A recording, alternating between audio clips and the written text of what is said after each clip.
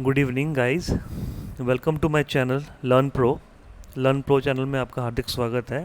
तो जैसा कि हम जानते हैं कि हम an lecture series class 6 to 12 के हर एक चैप्टर वाइज स्टडी कर रहे हैं, जिसमें मैंने आपको पिछली वीडियो में एन ज्योग्राफी क्लास 6 का फर्स्ट चैप्टर समराइज फॉर्म में अवेलेबल करवाया था। देखिए, इस सीरीज़ का सबसे बड़ा बेनिफिट आपको ये है कि आपको पूरी की पूरी एन पढ़ने की ज़रूरत नहीं पड़ेगी। सिर्फ आप इन नोट्स को कैरी फॉरवर्ड कर सकते हैं और इजीली रिवीजन और अच्छे से अपने एग्ज़ाम को अटेम्प्ट कर सकते हैं। तो आइए वीडियो शुरू करते हैं। और हाँ, वीडियो शुरू करने से पहले आप मेरे चैनल लर्न प्रो को सब्सक्राइब कर दें, शेयर कर दें, ताकि आपको नेक्स्ट वीडियो का अपडेट जल्दी मिल सके और आप बेल आइकन ज़रूर दबा दें। This is about me, Raman Sharma. I am basically MA MPhil in economics and B.Ed CTET qualified and STET qualified।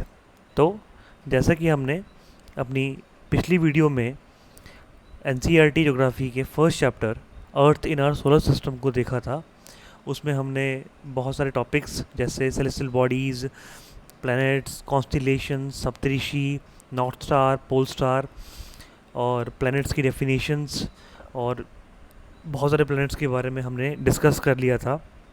हमने बहुत सारे वर्ड्स का ओरिजिन देखा, जैसे कि सन का सोलर सिस्टम का मीनिंग क्या होता है, ज्योग्राफी का एक्चुअल ग्रीक वर्ड का मतलब क्या होता है, प्लैनेट्स का सीक्वेंसिंग क्या होता है, आर्यभट्टा के बारे में हमने जाना थोड़ा बहुत, और अर्थ के बारे में, और बहुत सारी ऐसे एस्ट्रोनॉमिकल थिंग्स के बारे में जाना जो कि आपके एग्ज़ाम पॉइंट ऑफ व्यू से बहुत ही ज़्यादा इम्पॉर्टेंट रहते हैं।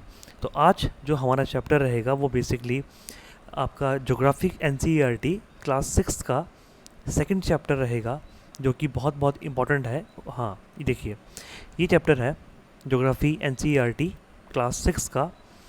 ये चैप्टर है जिसका नाम है globes, latitudes and longitudes.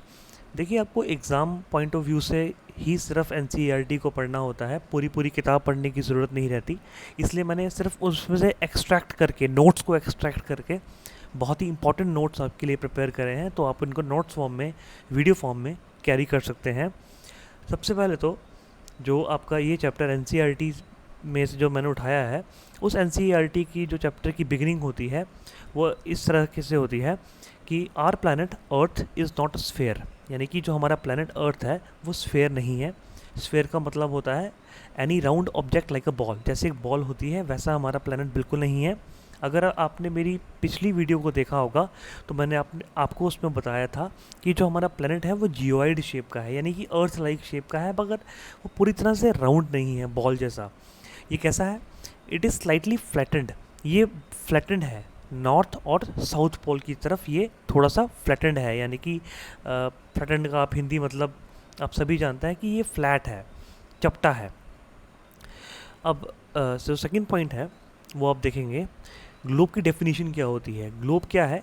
Globe is a true model, globe यहाँ देखेंगे, globe is a true model miniature form of the earth axis. Globe क्या है? एक मॉडल है, मिनिएचर फॉर्म है, यानी कि एक छोटा फॉर्म है अर्थ का, मिनिएचर यानी कि छोटा रूप है उसका, of the earth axis. Axis क्या होता है? An imaginary line, sorry spelling mistake है उसके लिए सॉरी। एक्सिस क्या होता है? An imaginary line on which a body rotates. एक इमेजिनरी लाइन होती है, उसको हम एक्सिस बोलते हैं, जिसपे एक बॉडी घूमती है, उसको हम एक्सिस बोलते हैं। 2 points on the globe through which the needle pass are 2 poles। देखिए, मान लीजिए आपका ये ग्लोब है, अगर आप इस ग्लोब में से एक नीडल को पास करवा दें, और इस नीडल के पास होने से जो ये पोल्स की जो पोजीशन होगी, इस पोल को हम बोलेंगे नॉर्थ पोल और इस पोल को हम बोलेंगे साउथ पोल, राइट। इसको हम बोलेंगे नॉर्थ पोल उत्तरी ध्रुव, साउथ पोल इस दक्षिणी ध्रुव। तो आपको इस चीज़ का इस पार्ट में बहुत अच्छे से ध्यान रखना है। The globe can be moved around this needle from west to east.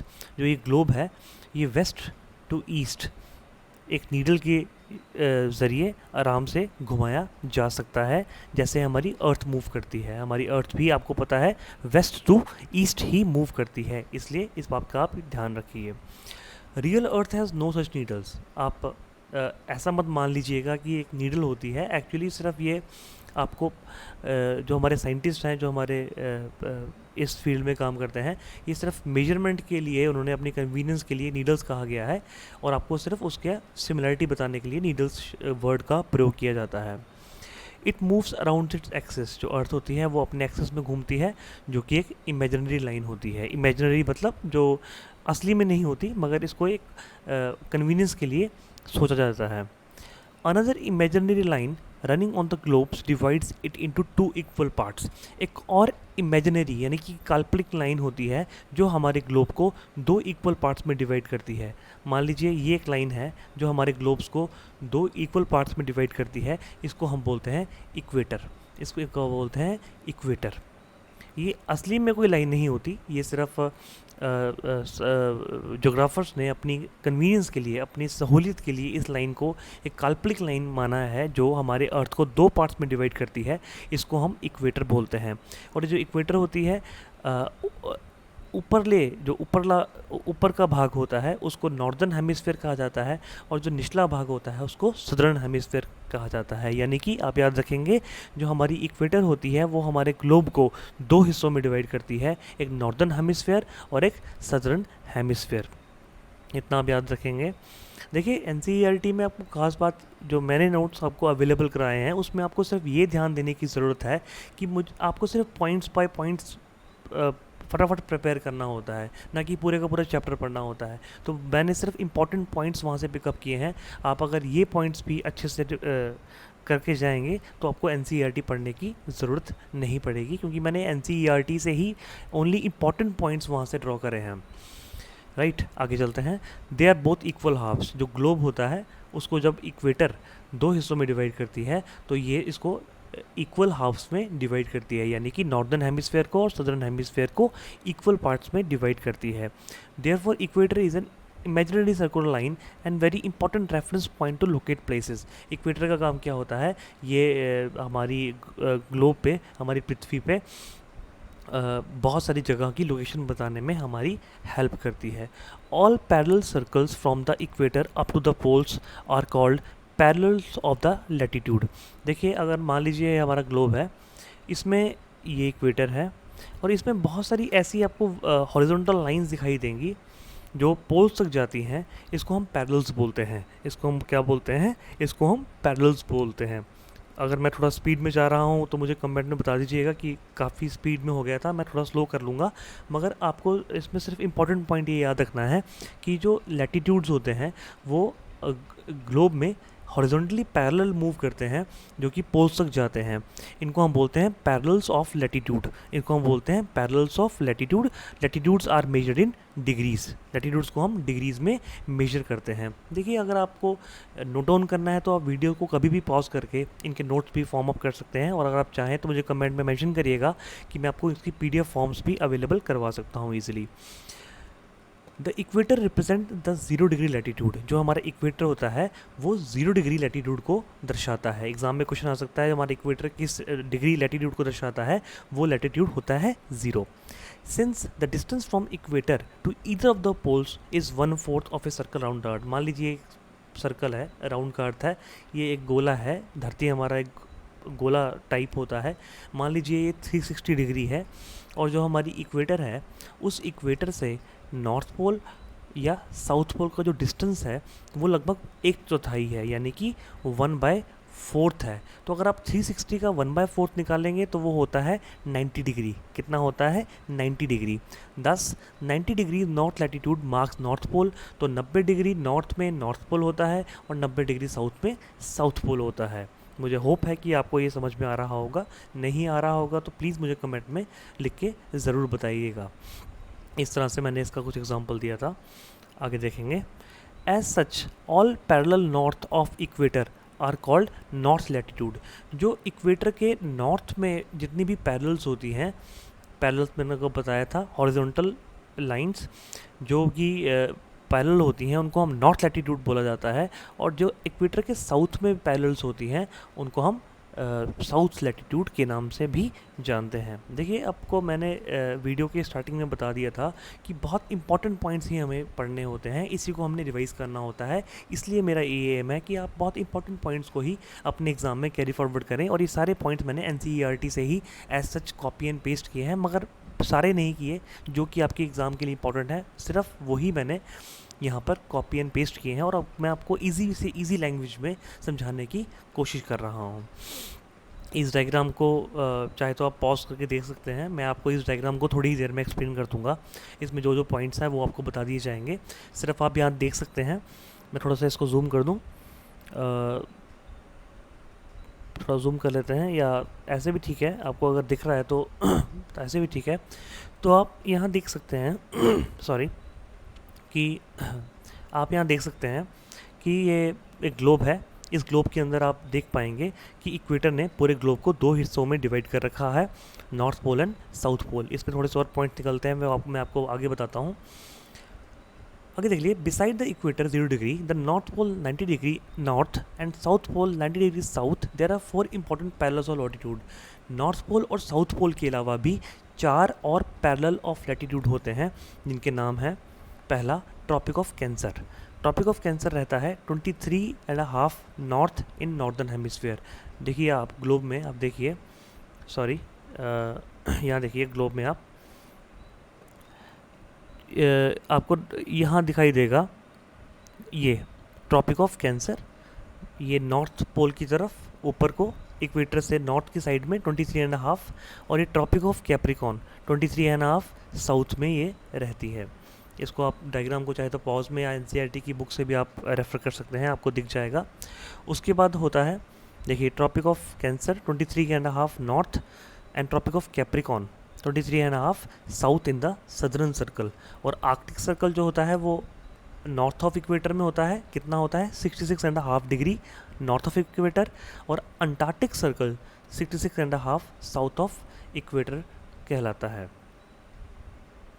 आगे चलेंगे, heat zones of the earth. Heat zones क्या होती हैं अर्थ की? Heat zones are defined as different zones of the earth. Heat zones वो different zones, वो अलग अलग वो क्षेत्र होते हैं। Heat Jones you can say गर्म क्षेत्र, वो क्षेत्र होते हैं where the sun rays falls differently, जहाँ पर धरती की जो सूर्य की किरणें होती हैं वो अलग अलग प्रकार से पड़ती हैं। आप जानते हैं, अगर ये हमारा ग्लोब है जब इस पे सूर्य की किरणें पड़ती हैं तो हर जगह एक समान नहीं पड़ती, तो उन जोन्स को हम कहते हैं हीट जोन्स। क्या कहते हैं? Heat zones. The mid day sun is exactly overhead at least once a year on all latitude in between Tropic of Cancer and Tropic of Capricorn. जो मिड डे सन होता है, जो दोपहर का सूरज होता है, वो हर एक लैटिट्यूड पे एक बार कम से कम सीधा पड़ता है, मतलब हमारे सर के ऊपर दिखाई पड़ता है, ट्रॉपिक ऑफ कैंसर और ट्रॉपिक ऑफ कैप्रिकॉन के बीच में, जो कि आपको मैंने डायग्राम में बताया। This area therefore receive the maximum heat. जिस एरिया पे मैक्सिमम हीट पड़ती है पूरे साल में, उसको हम टॉरिड जोन कहते हैं। क्या कहते हैं? Torrid zone. आप लोग इस डायग्राम में भी ईजिली आप समझ सकते हैं। ये देख लीजिए, जहाँ जहाँ आपके धूप पड़ती है पूरा साल, उसको हम टॉरिड जोन के नाम से भी जानते हैं। जहाँ पर सन की किरणें, सूर्य की किरणें सारा साल काफ़ी ज़्यादा मात्रा में पड़ती हैं, तो उसको हम टॉरिड जोन कहते हैं। Mid day sun never shines overhead on any latitude beyond Tropic of Cancer और ट्रॉपिक ऑफ कैप्रिकन। जो मध्याह्न सूरज होता है, जो दोपहर का सूरज होता है, जहाँ मिड डे सन जिसको बोलते हैं, वो कभी भी ट्रॉपिक ऑफ कैंसर या ट्रॉपिक ऑफ कैप्रिकॉन के बियॉन्ड, यानी कि उसके पार नहीं जाता।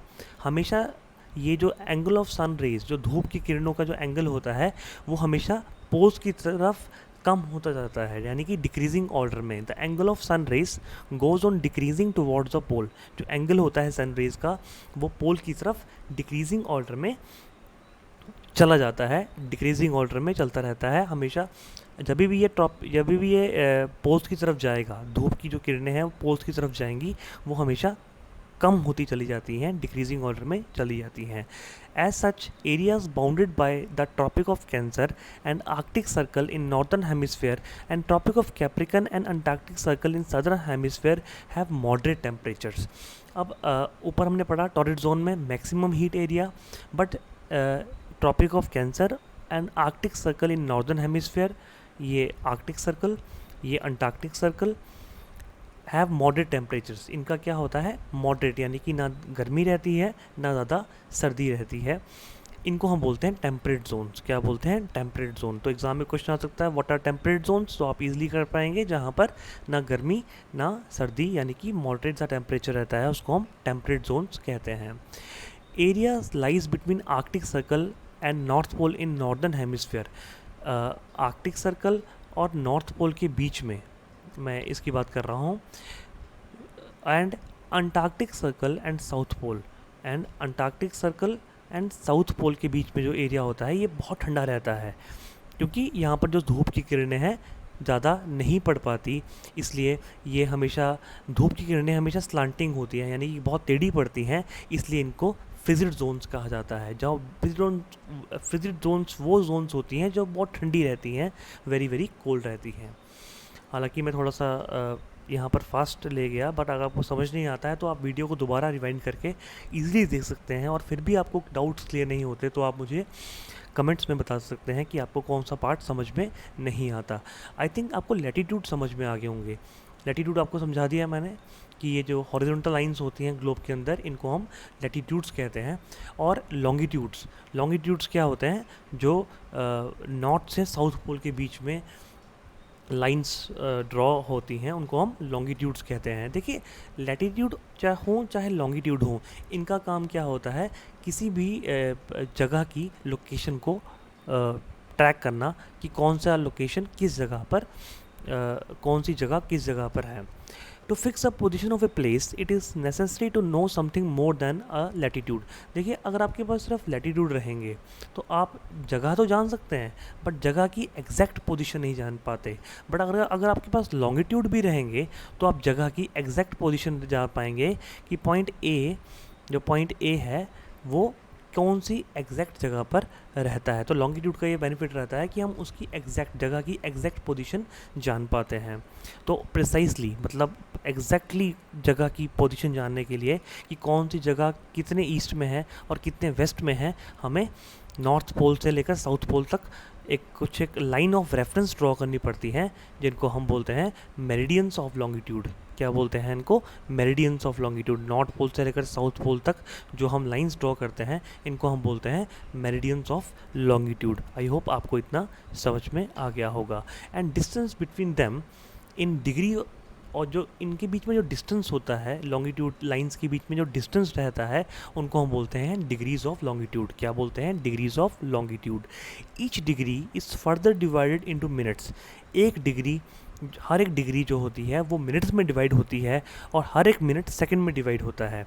हर एक डिग्री मिनट में डिवाइड होती है और हर एक मिनट किस में, सेकंड्स में डिवाइड होता है। दे आर सेमी सर्कल्स, ये सेमी सर्कल होते हैं।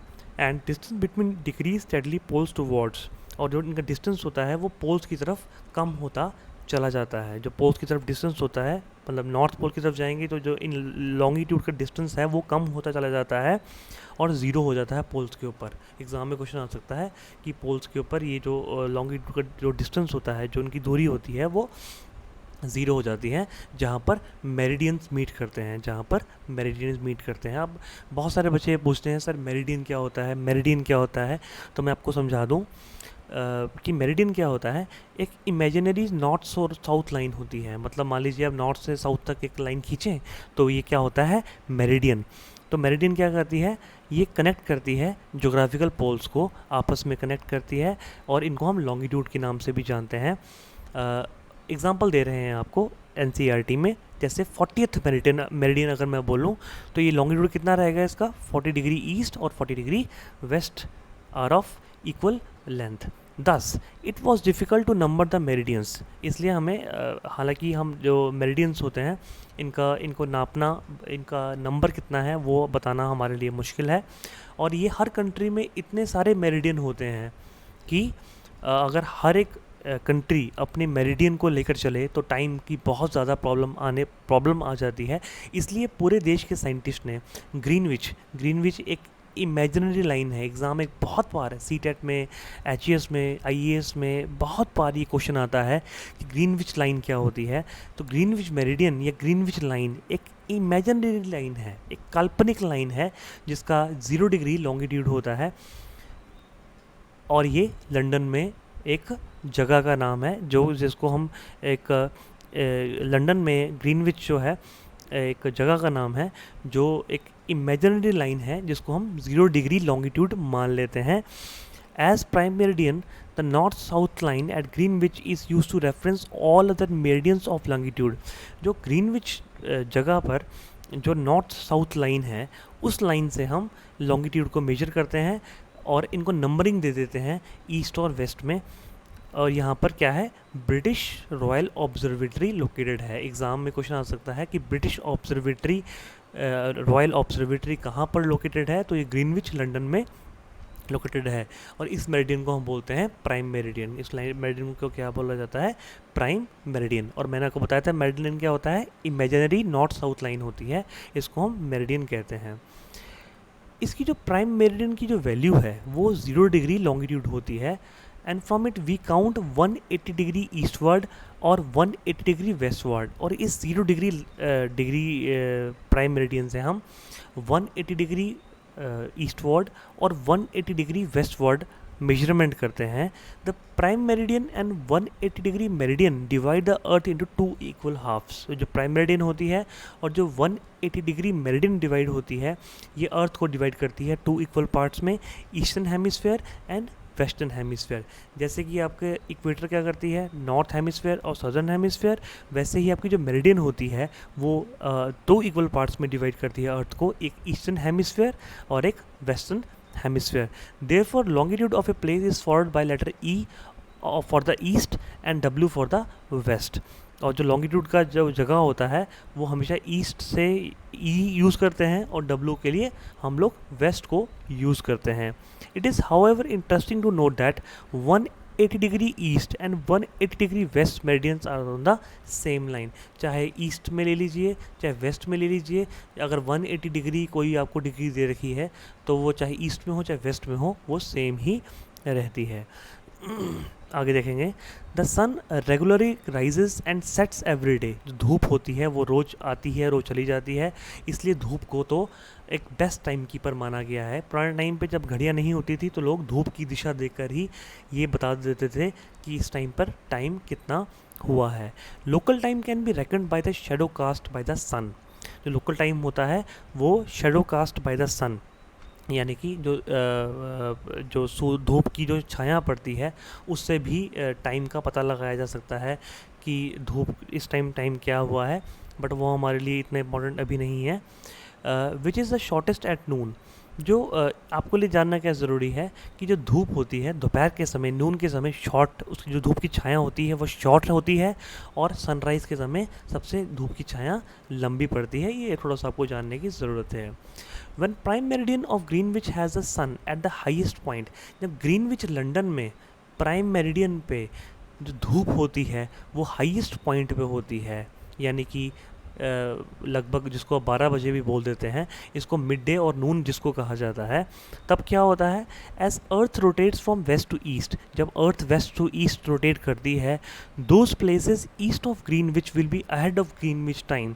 जो इस जगह के जो को बताया था ग्रीनविच, मान लीजिए यहाँ पर 12 बज रहे हैं, जो इसके ईस्ट में जो प्लेसेस रहेंगे उनकी मैं बात कर रहा हूँ। ईस्ट में जैसे इंडिया वगैरह रहते हैं तो क्या होगा, those places east of Greenwich will be ahead of Greenwich time. जो प्लेसेस इस पॉइंट के, जो प्लेसेस ईस्ट इस पॉइंट के ईस्ट में रहेंगे उनका टाइम ज़्यादा रहेगा, और जो प्लेसेस इस पॉइंट के वेस्ट में रहेंगे उसका पॉइंट, उनका जो टाइम रहेगा वो इस ग्रीनविच से कम रहेगा।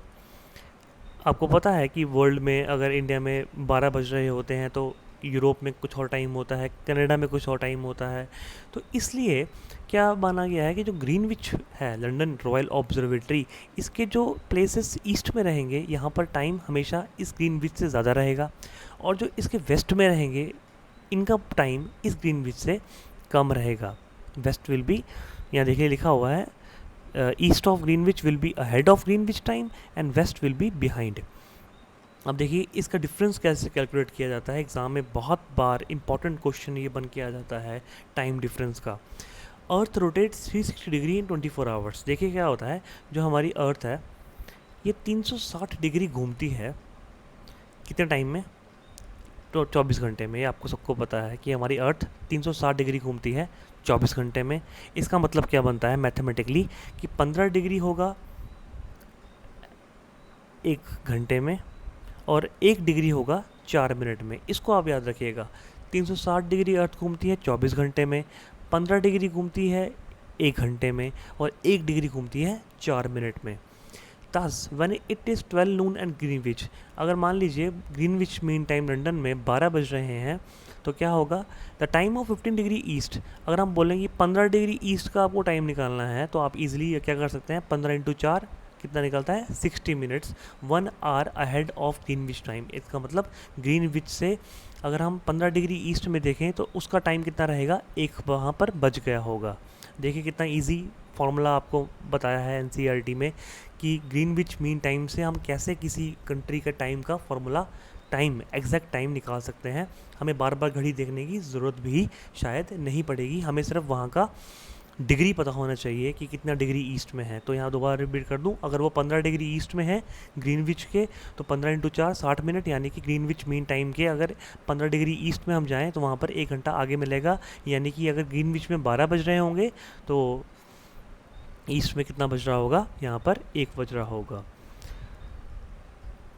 और अगर 15 डिग्री वेस्ट में है तो सेम फॉर्मूला अप्लाई भी कर सकते हैं। तो 15 डिग्री वेस्ट में आपको मिलेगा 11 वहाँ पर बज रहे होंगे, 1 घंटा कम हो जाएगा। तो एग्ज़ाम में क्वेश्चन कभी कभार इसके फॉर्मूला पे आ जाता है, और एग्ज़ाम में क्वेश्चन कभी कभार ऐसे भी आ जाता है कि ग्रीनविच के ईस्ट में हम 1 घंटा लूज़ करते हैं, 1 घंटा खोते हैं या 1 घंटा पाते हैं। तो हमेशा याद रखिए हम यहाँ पर 1 घंटा हमेशा प्लस में यानी कि ऐड में करेंगे, और अगर हम वेस्ट में जाएंगे तो हम 1 घंटा हमेशा माइनस में करेंगे। इसको आप एग्ज़ाम के पॉइंट ऑफ व्यू से स्टार मार्क कर लें, बहुत बहुत इंपॉर्टेंट आपके लिए है। ईस्ट में प्लस 1 घंटा रहेगा जितना डिग्री आप चलते जाएंगे, और वेस्ट में माइनस में 1 घंटा, 1 आवर आपका चलता रहेगा। Similarly at 180 degree it will be mid night when it is 12 noon and Greenwich. और 180 डिग्री पे आधी रात होगी, मिडनाइट होगी जब 12 बजेंगे ग्रीनविच पे। अब जो लास्ट पैरा इस चैप्टर का आपका आता है, बहुत इंपॉर्टेंट पैरा है, इससे भी एग्ज़ाम में बहुत ज़्यादा क्वेश्चन पूछे जाते हैं कि हमें एक स्टैंडर्ड टाइम की ज़रूरत क्यों है, क्यों हमें एक स्टैंडर्ड टाइम चाहिए, हमें एक स्टैंडर्ड टाइम क्यों चाहिए, क्यों नहीं हम पूरे वर्ल्ड में एक टाइम कर देते, पूरे इंडिया में हमें एक ही टाइम क्यों चाहिए। क्योंकि आपको पता है पूरे इंडिया, अगर हम पूरे देखें, सपोज़ ये आपका इंडिया है, इस इंडिया से बहुत सारे लॉन्गिट्यूड लैटिट्यूड वगैरह पास होते हैं। तो हमें क्यों एक टाइम की, क्यों ना हम हर एक लॉन्गिट्यूड का टाइम अपना फिक्स कर लें। ऐसा नहीं हो सकता। अगर हम ऐसा करेंगे तो हमारे टाइम डिफरेंस में बहुत प्रॉब्लम आ जाएगी। वैसे ही बहुत प्रॉब्लम है, क्यों, क्योंकि अगर हम द्वारका जो कि गुजरात में है और डिब्रूगढ़ जो कि असम में है, इनके बीच में देखिए ये डायरेक्शंस हैं नॉर्थ साउथ वेस्ट ईस्ट। अगर हम द्वारका ऑफ गुजरात और डिब्रूगढ़ और असम का टाइम देखें तो इसमें बहुत सारी प्रॉब्लम्स हैं। जैसे कि इसमें एक प्रॉब्लम ये आती है कि जो इनका टाइम डिफरेंस है वो है 1 घंटे और 45 मिनट का। इतना ज़्यादा डिफरेंस है, 1 घंटे और 45 मिनट का। तो इसका डिफरेंस है, इसलिए हमें ज़रूरी है एक लोकल टाइम की, इसलिए हमें एक ज़रूरी है एक लोकल टाइम की, जिससे हम पूरी कंट्री में एक घड़ी को फॉलो कर सकें, एक टाइम को फॉलो कर सकें। इसलिए हमने लॉन्गिट्यूड रखा है 82 डिग्री एंड हाफ ईस्ट हमने फिक्स करा है, ठीक है। अगर शायद मैंने पहले कुछ टाइम पहले आपको अगर लॉन्गिट्यूड और लैटिट्यूड समझाया होगा, अगर मैंने बाई मिस्टेक आपको ये बता दिया होगा कि लॉन्गिट्यूड जो रहता है वो नॉर्थ से लेकर साउथ में रहता है, तो अगर मैंने ऐसा बताया तो उसको करेक्ट कर लीजिएगा। जो लॉन्गिट्यूड रहेगा वो हमेशा आपका ये वेस्ट टू से ईस्ट के बीच में रहेगा, यानी कि हॉरिजॉन्टल रहेगा। और जो लैटिट्यूड रहेगा वो आपका वर्टिकल लाइंस में एग्जिस्ट करेगा। इसको आप करेक्ट कर लीजिएगा अगर मैंने शायद वहाँ पर बताने में मिस्टेक करी होगी तो देख लीजिए आप, जो हमारा लॉन्गिट्यूड है वो कितना फिक्स कर रखा है हमने, 82 degree east, 82 degree and half east. Exam में पक्का क्वेश्चन आता है कि इंडिया का लॉन्गिट्यूड जो स्टैंडर्ड टाइम है वो किस पे फिक्स किया गया है, तो वो फिक्स किया गया है 82 एंड हाफ ईस्ट पे। The 82 degree 30 east longitude is taken as standard time meridian. इसको हम क्या बोलते हैं, standard time meridian, as it passes through the middle of India. ये मिडल ऑफ इंडिया से पास करता है और वो जगह का नाम है मिर्ज़ापुर इन उत्तर प्रदेश। यूपी में एक जगह है मिर्ज़ापुर उत्तर प्रदेश में। ये एग्ज़ाम में भी क्वेश्चन आता है कि जो हमारा टाइम मेरिडियन है वो कौन सी जगह से पास ऑन करता है, वो है मिर्ज़ापुर इन उत्तर प्रदेश है, जिसको हम स्टैंडर्ड मेरिडियन भी कहते हैं।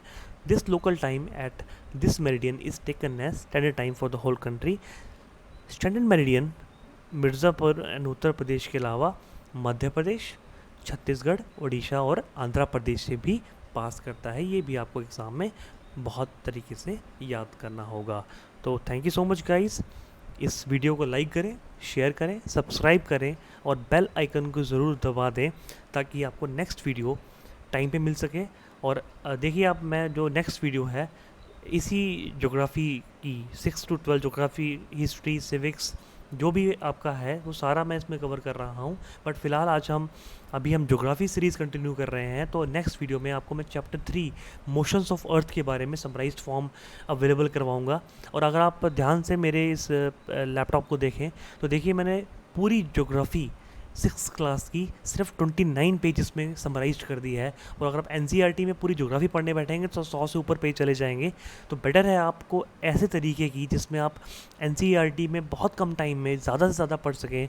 तो इन 29 पेजेस को, हालांकि मैं एक एक चैप्टर को वीडियोज़ में कवर कर रहा हूँ, बट मैंने पूरी एनसीईआरटी ज्योग्राफी क्लास 6 29 पेजेस में कवर कर रखी है। और ऐसे ही हर एक 7th 8th 9th 10th class, जो भी क्लास हो, सबकी मैंने ऐसे ही समराइज्ड फॉर्म बहुत ही कम पेजेस में, बहुत ही इंपॉर्टेंट पेजेस को लेकर मैं ये वीडियोस आपके लिए लेकर आ रहा हूँ। तो कृपया इसको लाइक करें, शेयर करें, सब्सक्राइब करें और जैसी आपकी डिमांड कमेंट्स में आती रहेगी उस हिसाब से हम वीडियो में चेंजेस करते रहेंगे। वो आप मुझे कमेंट करके बताएं आपको वीडियो कैसे लगी।